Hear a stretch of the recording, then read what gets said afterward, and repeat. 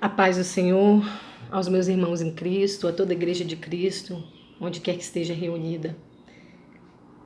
Eu gostaria de compartilhar uma palavra baseada num livro do missionário Stanley Jones, que se chama Cristo e o Sofrimento Humano, e baseado principalmente na palavra de Deus, no Evangelho de Lucas e também na carta de Paulo aos Romanos.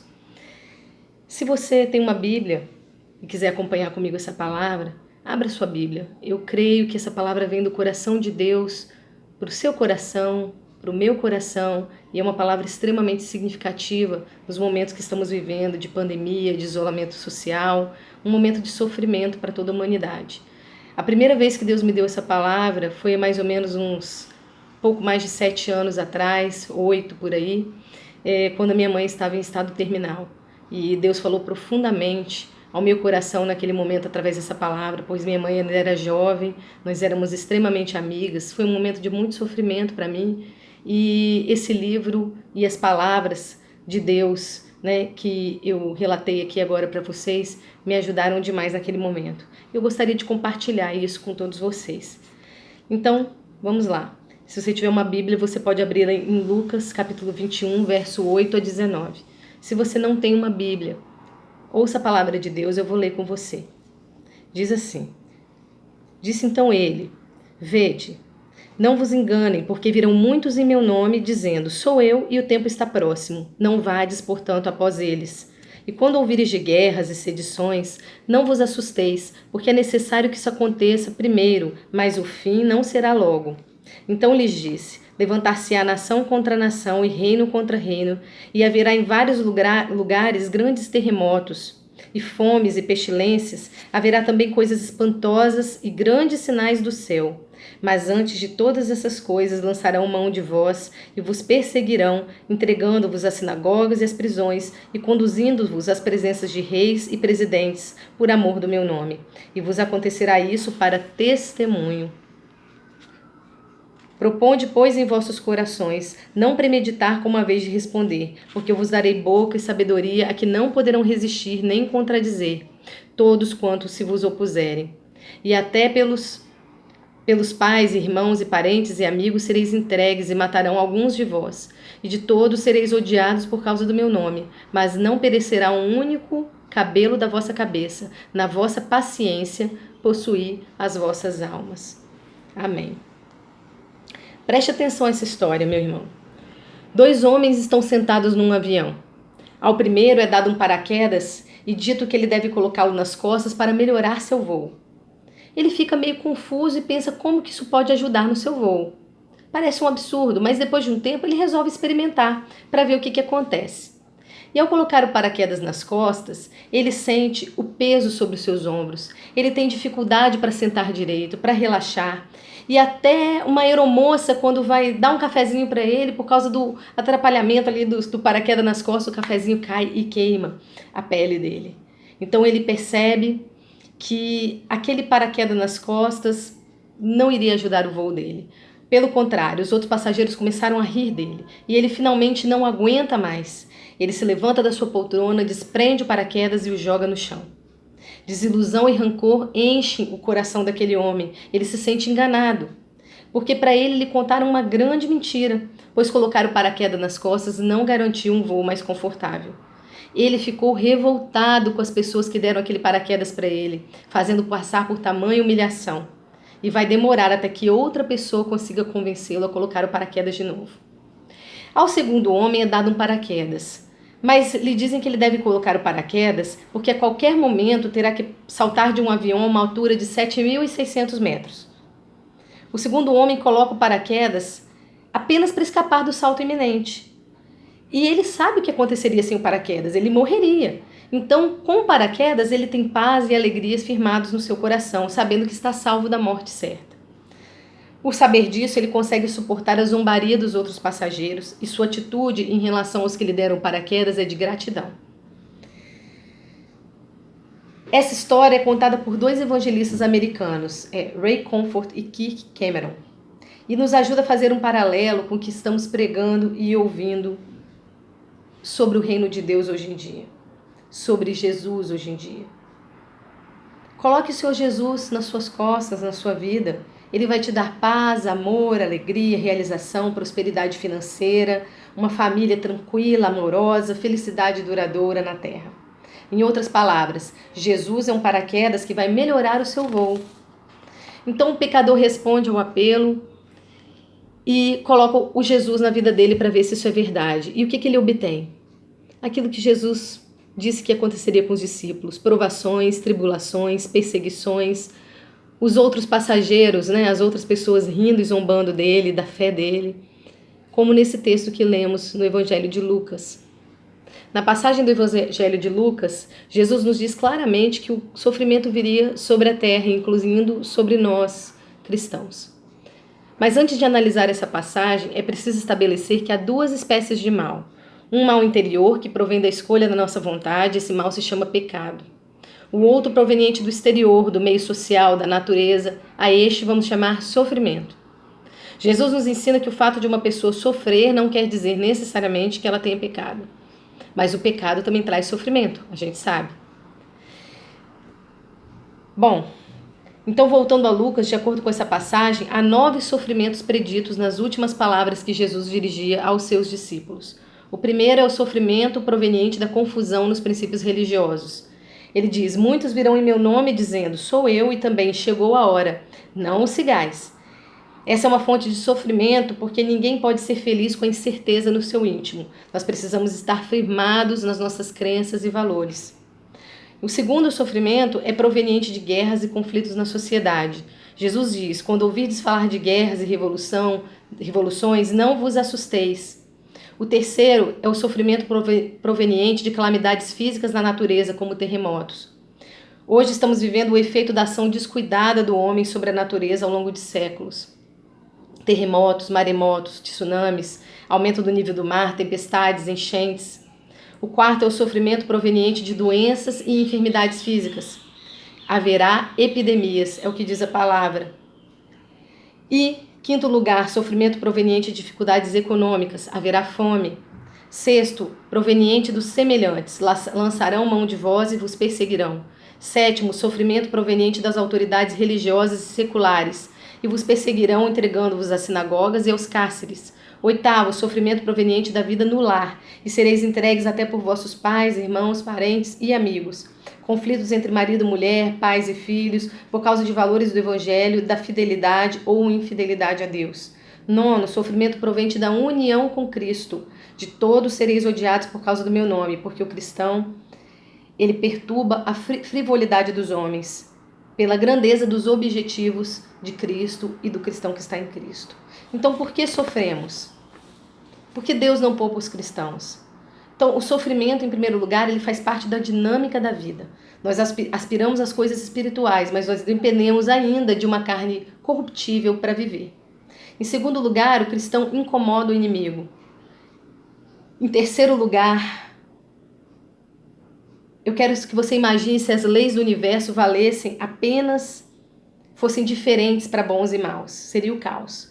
As pessoas, o universo seria desorganizado. E não é assim. O sol nasce sobre bons e maus. A lei da gravidade existe para bons e maus. Também o sofrimento existe para bons e maus. E se os cristãos fossem poupados do sofrimento, as pessoas se tornariam cristãs apenas para não sofrer. Então seria o fim do cristianismo verdadeiro. Não haveria salvação porque não haveria arrependimento nem haveria fé. Haveria uma troca. A fé é a certeza do que não se vê, não é uma troca com Deus. Eu sou cristão e aí eu não sofro. Então o céu seria povoado, vamos dizer assim, por interesseiros. Então o céu não pode ser um lugar bom se for povoado por interesseiros, por moeda de troca. Então imagina se você fosse muito rico e desse 50 mil para cada um que se tornasse seu amigo. Que qualidade de amigos você teria? Você teria amigos verdadeiros? Então a qualidade do céu seria habitado por interesseiros e não por pessoas de fé. E existe também o juízo de Deus, A gente sabe que, a gente acredita que nesse momento, pelas palavras que Deus tem dado para mim e para algumas outras pessoas, pastores, líderes, que o mundo está passando por um momento de juízo.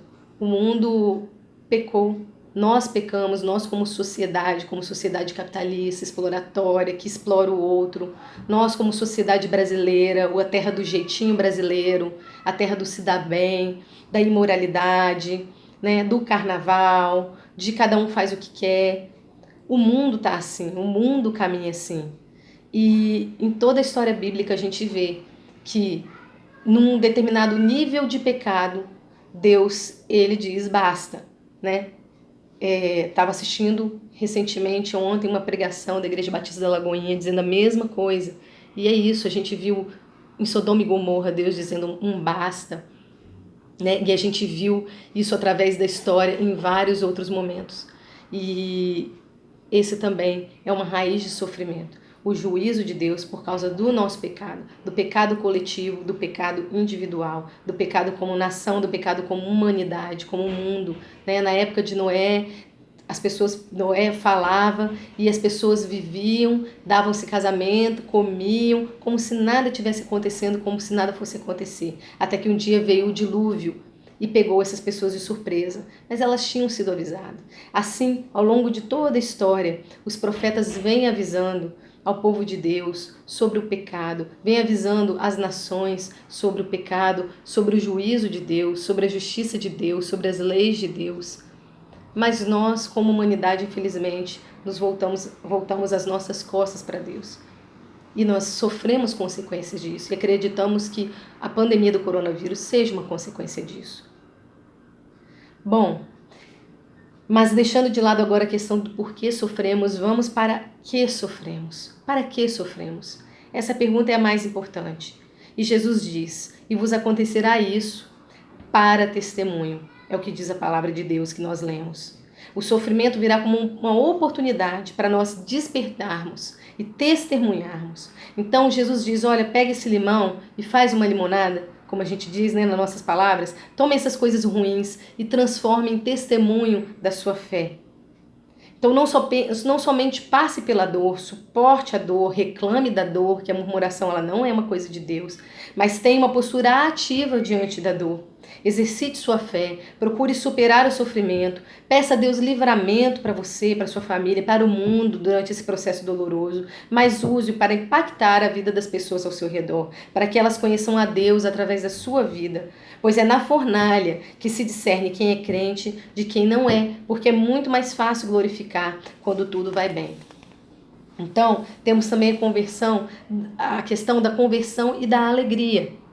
A alegria promovida por Deus em nossas vidas, ela não deve ser uma isca no evangelismo. Nós não devemos nos achegar a Cristo apenas para ter a alegria terrena, de prosperidade, né, de tranquilidade familiar, de um bom emprego. Tudo isso é bom, mas não é só isso. Quando nos convertemos sinceramente a eles, a consequência é recebermos alegria e paz independente das circunstâncias. Às vezes é difícil, o crente chora. Quem não perdeu uma noite de sono, né, nessa pandemia? Todo mundo perdeu uma noite de sono. Quero que levante a mão quem não perdeu uma noite de sono. Fala para mim, manda no privado, no meu WhatsApp. Perdemos. Mas a palavra de Deus diz em Salmo 30, verso 5, que o choro pode durar uma noite, mas a alegria vem pela manhã, porque a alegria do Senhor é a nossa força. Ele nos dá a alegria, independente das circunstâncias. Então você que tem fé, e você que ainda não tem, procure ter, porque quem tem fé recebe alegria renovada, independente das circunstâncias. Essa alegria do Senhor que renasce todas as manhãs do coração de Deus para o seu coração, para o meu coração, é a nossa força. Né? Em Neemias 8:10 nós vemos isso também, sua força para prosseguir lutando, testemunhando, orando e buscando a vitória. Uma coisa é certa, o amor de Deus é operante, mesmo no vale da sombra da morte. Né? O Salmo 23 que fala, né, do Senhor, mesmo no vale da sombra da morte, nos guiando e nos protegendo.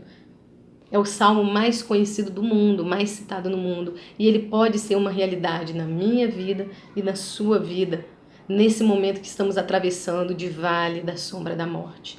Através da sua alegria nos momentos de dificuldade, as pessoas lá fora vão perceber que você serve, que eu sirvo a um Deus vivo, que Cristo, ele vive, ele ressuscitou, ele tem nos dado forças, mesmo nos momentos mais complicados. E aí vem outro para quê? Para que sofremos? Para Deus aperfeiçoar o nosso caráter. Deus raramente usa uma pessoa sem submetê-la à prova do sofrimento. Isso a gente vê em toda a palavra de Deus. Porque sem o sofrimento, sem a correção de Deus, seríamos filhos mimados. E a gente sabe que filhos mimados, que recebem tudo o que querem, que só ouvem sim e que nunca recebem a disciplina, eles, infelizmente, não se transformam em pessoas de caráter. Essa é uma regra. E a palavra de Deus nos ensina isso também. Então Deus, ele disciplina quem ele ama.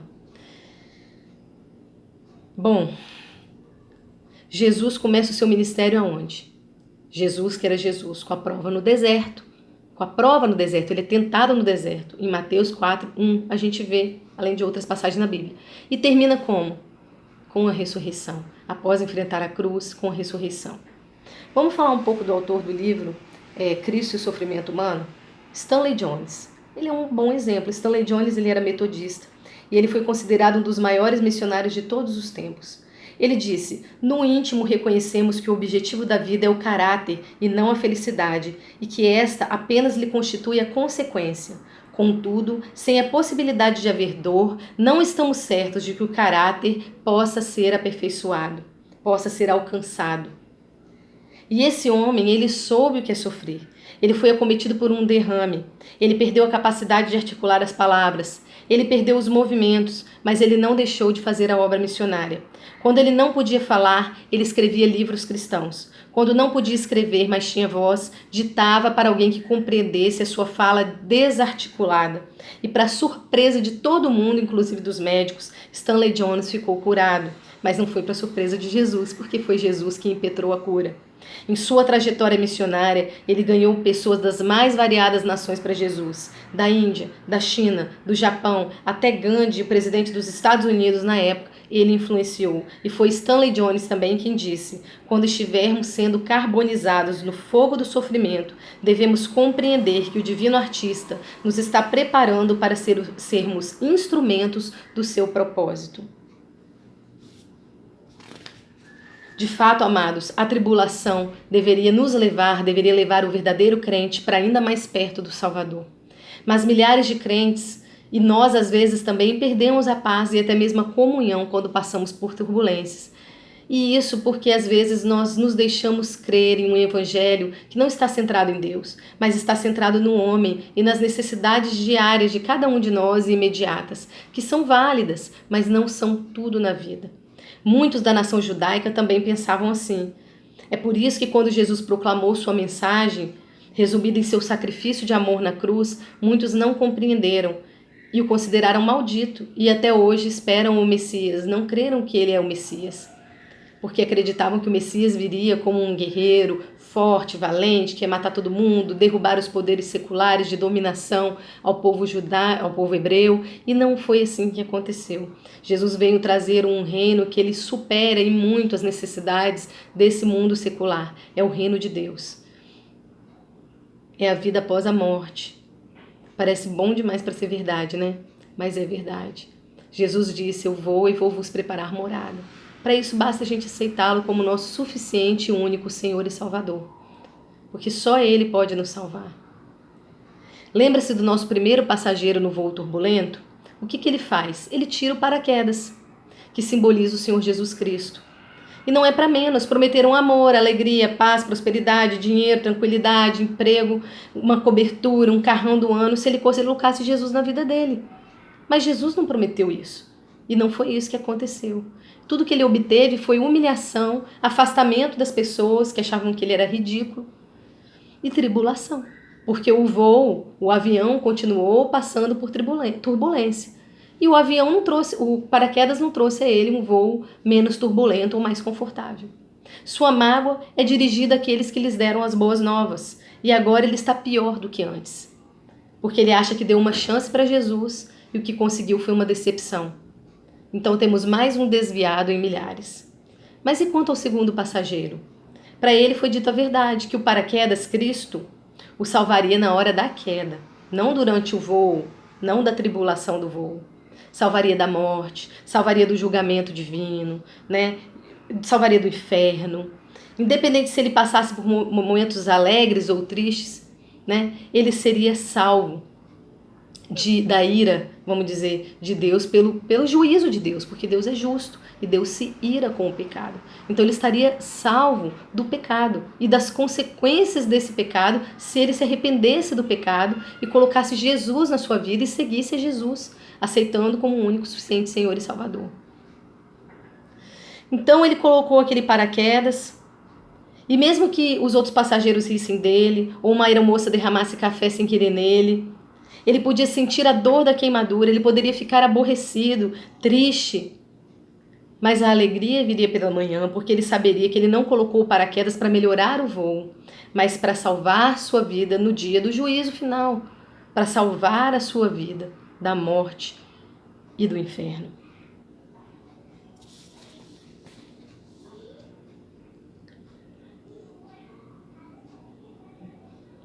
Abra sua Bíblia, se você tem uma Bíblia aí, em Romanos capítulo 8, verso 35. Ou ouça, que eu vou ler para você. Romanos, carta aos Romanos, capítulo 8, verso 35. Quem nos separará do amor de Cristo? A tribulação, ou a angústia, ou a perseguição, ou a fome, ou a nudez, ou o perigo, ou a espada? Como está escrito, por amor de ti somos entregue à morte todo dia, fomos sepultados como ovelha para o matadouro. Mas em todas essas coisas somos mais do que vencedores por aquele que nos amou. Em todas essas coisas somos mais do que vencedores por aquele que nos amou. Porque ninguém pode nos separar do amor de Deus que está em Cristo Jesus. Amém? Ninguém pode te separar do amor de Deus. Só você mesmo, só a sua escolha. Se você não quiser andar com ele, ele não vai te obrigar, porque Deus não obriga ninguém a fazer nada. Quem obriga alguém a fazer alguma coisa é o diabo, né? Quem invade, quem é invasivo é o diabo, é Satanás, que, né, tenta, provoca, veio para roubar, matar e destruir. Essa é a missão dele, conforme o Evangelho de João, né? Conforme nos relata João. Mas Deus não invade ninguém, não invade a vontade de ninguém. Essa é a mensagem do Evangelho. Nada pode nos separar do amor de Deus. Eu li essa palavra para minha mãe no leito de morte dela, né? Pouco tempo antes dela morrer, quando ela já estava muito mal, mas nesse momento ela ainda falava, poucos dias antes de morrer. E ela pediu, repete essa palavra para mim, lê de novo. Pouco tempo antes dela ir para a UTI. Porque ela entendeu a importância dessa palavra, ela entendeu que mesmo na tribulação, mesmo ela que estava numa cama, em estado terminal, mesmo naquele momento, ela é mais do que vencedora por aquele que a amou. E hoje eu sei que ela está nos braços de Deus, salva, porque ela aceitou Jesus como seu único, suficiente Senhor e Salvador, pouco tempo antes de falecer. E essa carta, gente, dos Romanos, que eu li, que nós lemos juntos, ela foi escrita à comunidade de cristãos que mais sofreu perseguição em todos os tempos. Uma das comunidades que certamente mais sofreram perseguições em todos os tempos, que é a comunidade de Romanos, né? Essa carta de Paulo, segundo os estudiosos, foi escrita no ano 58. 6 anos depois, em 64, o imperador Nero, todo mundo já deve ter ouvido falar, promoveu uma grande perseguição contra cristãos. Nero era doido, ele botou fogo na cidade, ele queria construir uma nova Roma mais moderna, e ele botou fogo na parte antiga da cidade, e ele precisava culpar alguém diante das pressões das pessoas com relação àquilo, né, dos políticos, enfim, da sociedade. E ele culpou os cristãos, que era aquele grupo, né, segregado, pequeno, na época, pelos seus atos. E aí aconteceu uma série de barbaridades que os historiadores daquela época relataram. Alguns cristãos, eles eram costurados em peles de animais e jogados aos cães. Outros morriam crucificados. Outros eram transformados em tochas humanas vivas para iluminar a noite e as festas no Jardim de Nero. Eles eram humilhados em espetáculos circenses e mortos por leões. Mas nem os leões, os imperadores, os cães, o fogo, a doença, as drogas usadas por um parente seu, o escárnio dos parentes que não creem, o coronavírus, a perseguição no trabalho, a humilhação pública, a solidão terrena, nada pode nos separar do amor de Deus. E nada pode nos dizer que somos perdedores, porque se estivermos em Cristo, nós somos mais do que vencedores, porque Cristo ressuscitou e com Ele nós também ressuscitaremos. Ele nos amou, Deus nos amou e entregou o seu Filho para nossa salvação, o bem maior que Deus tem, que é o seu Filho unigênito. Ele entregou para morrer pelo meu pecado e pelo seu pecado e para que nós tivéssemos de novo livre acesso ao Deus Pai e que nós pudermos gozar da vida eterna junto ao Pai, junto dele, junto do Espírito Santo de Deus, junto aos nossos amados que se converteram e já partiram. Nós saímos da presença de Deus se nós quisermos. E por nos amar demais, Deus não vai nos obrigar a estar na presença dele. Essa escolha cabe a cada um de nós.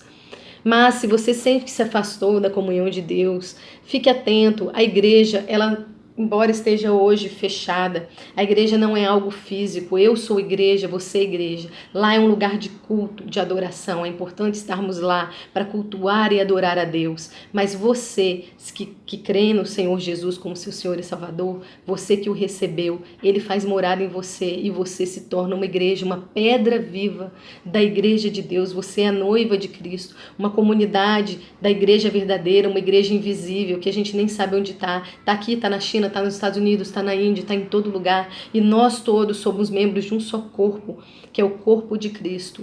Ele está em nós. Nós só não podemos nos afastar da comunhão com Ele. Mesmo nesses momentos em que estamos separados fisicamente um dos outros, precisamos estar despertos, em oração, em jejum, em leitura da palavra, pedindo a Deus para nos fortalecer nesse momento de crise, nesse momento difícil, para repreender o inimigo e para que nós consigamos manter a comunhão também um com os outros, nas nossas necessidades. Caso alguém na comunidade precise, esteja atento.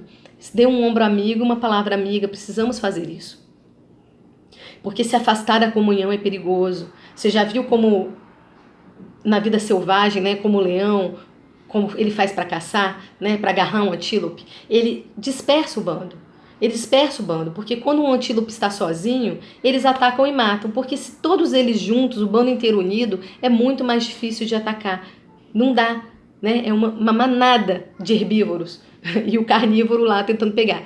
Então, é assim que o inimigo das nossas almas faz, é assim que Satanás faz. Ele não é criativo. Criativo é Deus. Ele traça sempre as mesmas artimanhas, nos manter sozinhos, nos deixar isolados, tristes. Então, nesse momento de isolamento físico, nós não podemos estar isolados espiritualmente, nem psicologicamente. Nós precisamos estar conectados com os nossos irmãos e especialmente, principalmente com Deus. Tá? E aí, não se afaste dele, não se afaste de Jesus. E se você ainda não está com ele, ande com ele. Para se manter perto nos momentos dolorosos, leia o Novo Testamento, olhe para o Novo Testamento. Em suas páginas nós percebemos que quase todas as coisas belas vieram de alguma experiência de dor, de tentação, de sofrimento ou de humilhação. Jesus, quando afrontado pelos religiosos da época, em vez de se sentir humilhado, ele criava parábolas para ensinar as pessoas. E ele passou esse poder aos discípulos. Uma história bastante conhecida pela igreja ilustra isso muito bem.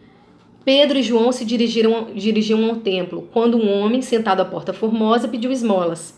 Eles provavelmente remexeram os bolsos para dar-lhe qualquer coisa, mas viram que não tinham nada, eles estavam extremamente pobres, ou seja, eles estavam em sofrimento, os discípulos, eles eram pobres.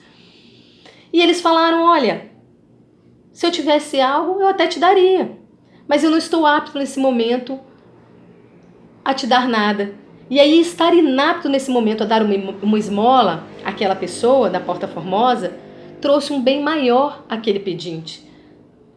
Diante da dor de nada terem, em vez de lamentarem a pobreza, eles fizeram com que essa pobreza contribuísse a objetivos mais elevados.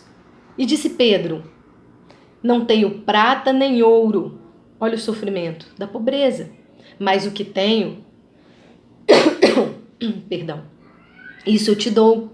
Em nome de Jesus Cristo Nazareno, levanta-te e anda. Isso está em Atos 3:6. Paulo, por 3 vezes, pediu a Deus que tirasse o espinho de sua carne, sem ser atendido. Depois do 3º pedido, Deus disse a Paulo algo como, olha, eu não vou te curar da enfermidade, mas eu vou fazer algo melhor por você. Eu vou te dar poder para usar essa enfermidade. Usando as palavras de Deus, olha, a minha graça te basta, porque o meu poder se aperfeiçoa na fraqueza. 2 Coríntios 12:9. O poder de Deus se aperfeiçoa na nossa fraqueza. E graças à disposição de Paulo, que se permitiu ser usado por Deus, mesmo com tanto sofrimento, com aquele espinho na sua carne que a gente não sabe o que era, hoje, nós que não somos de uma família judia, nós que não vivemos naquela época, nós conhecemos a Cristo. Porque Paulo, como a gente sabe, foi o maior missionário de todos os tempos. Paulo não perdeu a fé. Paulo viajou o mundo inteiro relatando o que Jesus operou, relatando a teologia de Jesus, aquilo que Jesus pregou e ensinou, e levando salvação às pessoas. Imagina se Paulo tivesse ficado aborrecido com Deus e perdido a comunhão por causa do espinho na carne, né?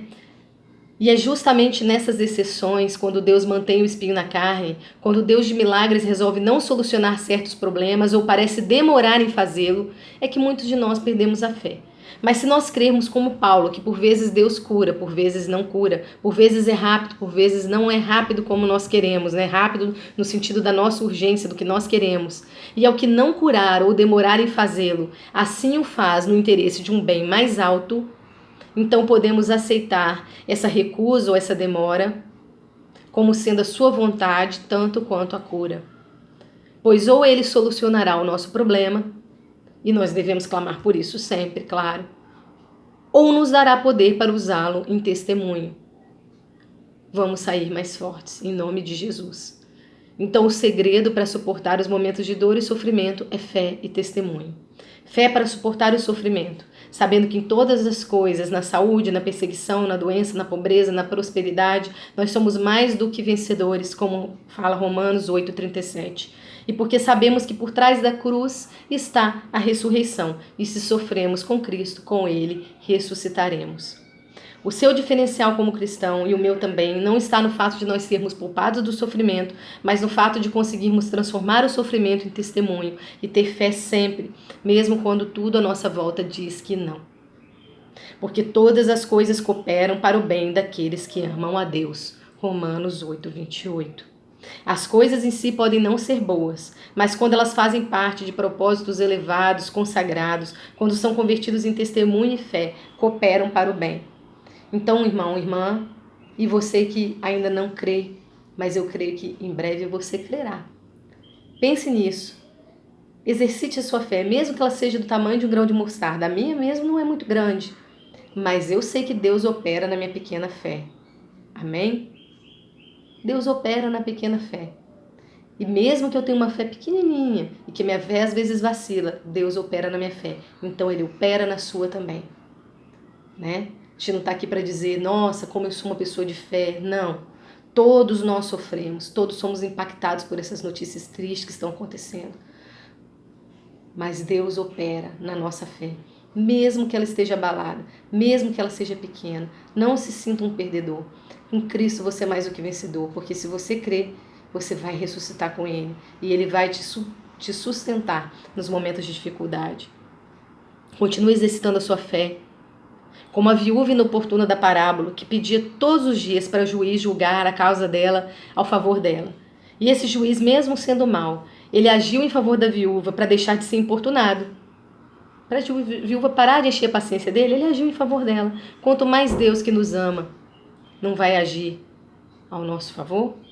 Disse Jesus, e Deus não fará justiça aos seus escolhidos que clamam a Ele de dia e de noite, ainda que tardio para com eles? Digo-vos que depressa lhes fará justiça. Quando, porém, vier o Filho do Homem, porventura achará fé na terra? Lucas capítulo 18, versos 7 a 9. Nós queremos que Ele encontre fé na terra. Nós queremos que Ele encontre fé em nós. Nós estamos aqui na terra agora. Então, amados, eu quero concluir dizendo que o cristianismo significa vitória sobre 4 fatos. 1, vitória sobre o pecado. 2, vitória sobre o eu. 3, vitória sobre o sofrimento. E 4, vitória sobre a morte. Nosso problema é que na era da medicina e da ciência, nós começamos a dar atenção à palavra com peso de fatos. O que nos faz reféns dessas palavras. Coisas como os médicos dizem que não tem jeito, mas Jesus nos ensina que nós podemos nos elevar acima dessas palavras. Como ele fez quando disseram que a filha do principal da sinagoga já havia morrido. Ela já morreu. E ele disse para esse pai, não temas, crê somente. Marcos 5,36. E a gente sabe que ele ressuscitou essa pessoa, essa filha do principal da sinagoga. Então a realidade última não é o pecado, mas o perdão. Não é o sofrimento, mas a saúde e a alegria. Não é a morte, mas a ressurreição e a vida. Quando enfrentamos esses três fatos, pecado, sofrimento e morte, nós não negamos serem fatos, mas nós negamos serem finais. E como dizia Stanley Jones, os enfrentamos porque Cristo os enfrentou e os conquistamos porque Cristo os conquistou. Nos problemas humanos, Deus proferirá a última palavra. E mesmo que a morte, que é o nosso inimigo derradeiro, chegue, a última palavra de Deus para o cristão será vitória, porque Cristo venceu a morte e nos preparou o lugar. Eu quero encerrar com as palavras de Jesus relatadas em João 16:33. Tenho-vos dito isso para que em mim tenhais paz. No mundo tereis aflições, mas tende bom ânimo, tende alegria. Eu venci o mundo. O Evangelho de Lucas mostra que o caminho do discípulo não é diferente do caminho do Mestre. E se o caminho do nosso Mestre tem cruz, tem também ressurreição e vida em abundância e vida eterna. Assim também é o nosso caminho. Ele tem cruz, mas ele tem ressurreição, vida em abundância, vida eterna. Jesus nos enviou como cordeiro no meio de lobos, mas ele, o cordeiro, está sentado sobre o trono de glória, o que nos garante que nós também, em algum momento, estaremos com ele no reino dele. Amém? Então, eu quero encerrar aqui. Quero mais uma vez orientar, né? Vamos ler a Bíblia. Se você quiser ler esse livro, muito dessa palavra, né? O que não é baseada na Bíblia, muito dela é baseada no livro de Stanley Jones. Usei inclusive alguns trechos do livro, vários trechos do livro, porque acho que esse livro é um momento, é uma bênção para momentos de sofrimento e todos nós deveríamos ler esse livro. Mas se você não tem problema, porque acima de tudo nós devemos ler a Bíblia, né? A Bíblia é a palavra de vida eterna, é a palavra para os momentos tristes e para os momentos alegres. Desejo que nós, eu, minha família e você, cada um de nós fiquemos na paz do nosso Senhor Jesus Cristo. E que Deus te abençoe, te guarde, te dê livramento, te cure e seja contigo, te dando a vida eterna. Acima de tudo, em nome de Jesus. Amém.